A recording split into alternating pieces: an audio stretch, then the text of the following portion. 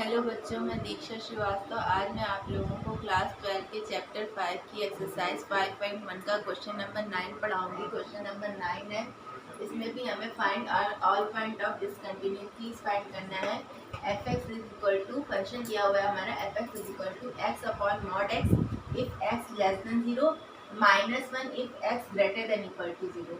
तो हमारा फंक्शन क्या दिया हुआ है, 0 पे -1 दिया हुआ है, ठीक है, और x ग्रेटर देन 0, यहाँ पे x ग्रेटर देन 0 है तो यहाँ पे भी -1 दिया हुआ है, ठीक है, लेकिन लेस देन 0 है जहाँ पे हमारा फंक्शन, यहाँ पे हमारा लेस देन 0 है तो यहाँ पे हमारा फंक्शन दिया हुआ है x अपॉन मॉड x।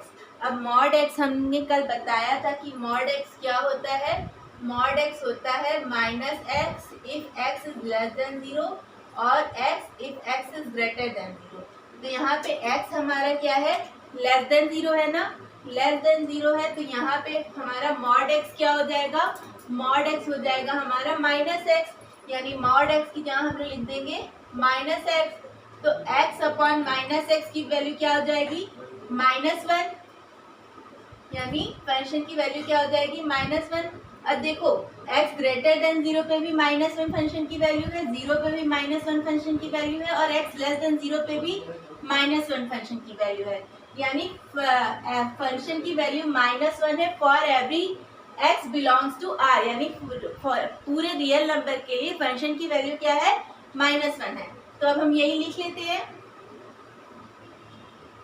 इस फंक्शन को, f x is equal to -1 for every x belongs to r। ये जो उल्टा a है इसका मतलब फॉर एवरी है, ठीक है, for every x belongs to r। तो जब फंक्शन की वैल्यू -1 है किसी भी a के लिए, रियल नंबर में किसी भी नंबर के लिए फंक्शन की वैल्यू क्या है, -1 है, ठीक है। तो हमारा डोमेन क्या है, ये रियल नंबर है, हमारा डोमेन क्या है, ये रियल नंबर है। तो डोमेन में हमने फंक्शन की कंटिन्यूटी फाइंड करना सीखा था। तो फंक्शन की कंटिन्यूटी कैसे चेक करेंगे डोमेन में, डोमेन में से कोई भी एक रियल नंबर ले लेते हैं। मान लेते हैं एक नंबर है, लेट a, कोई भी arbitrary element belongs to r। जब a बिलोंग कर रहा है r में तो इस पॉइंट पे हम अगर फंक्शन की कंटिन्यूटी चेक करते हैं और इस पॉइंट पे अगर फंक्शन कंटिन्यूअस हो जाता है तो हमारा फंक्शन पूरे डोमेन में कंटिन्यूअस हो जाएगा, ठीक है। तो पहले हम लोग इस पॉइंट पे कंटिन्यूटी चेक करते हैं। तो इस पॉइंट पे कंटिन्यूटी चेक करने के लिए क्या करेंगे, limit x tends to a f x करेंगे। एफ एक्स की वैल्यू क्या है, limit x tends to a, f x की वैल्यू क्या है, -1 है, एफ एक्स की वैल्यू क्या है, -1 है। तो limit x tends to a पे एफ एक्स की वैल्यू -1 है तो पूरे फंक्शन की वैल्यू क्या हो गई, मतलब लिमिट की वैल्यू क्या हो गई, -1 हो गई, ठीक है। तो limit x tends to a f x की वैल्यू क्या हो गई, -1। अब हम फंक्शन पे इस एक पॉइंट पर चेक कर लेते हैं फंक्शन की वैल्यू क्या है। अब एक पॉइंट पर फंक्शन की वैल्यू चेक करते हैं।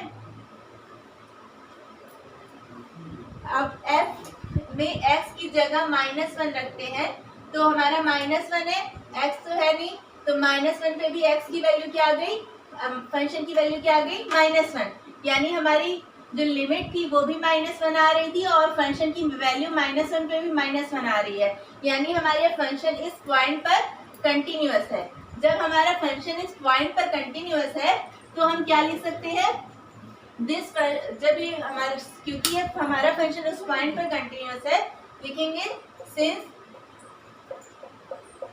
This function is continuous at x is equal to a belongs to r, hence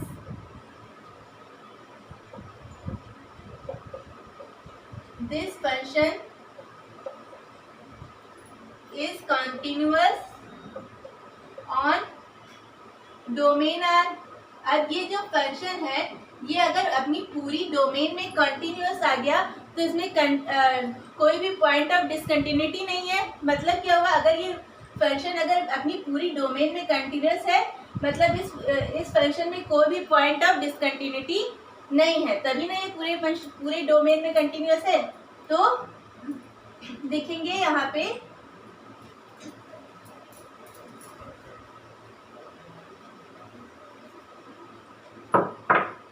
hence this function has no point of discontinuity। ठीक है, यहाँ पे ये फंक्शन किसी भी पॉइंट पे डिसकंटिन्यूअस नहीं है। ठीक है, ये फंक्शन अपनी डोमेन के सारे पॉइंट पे क्या है, कंटिन्यूअस है। ठीक है, तो अगर आप लोगों को मेरा वीडियो पसंद आता है तो प्लीज़ लाइक शेयर और सब्सक्राइब करें।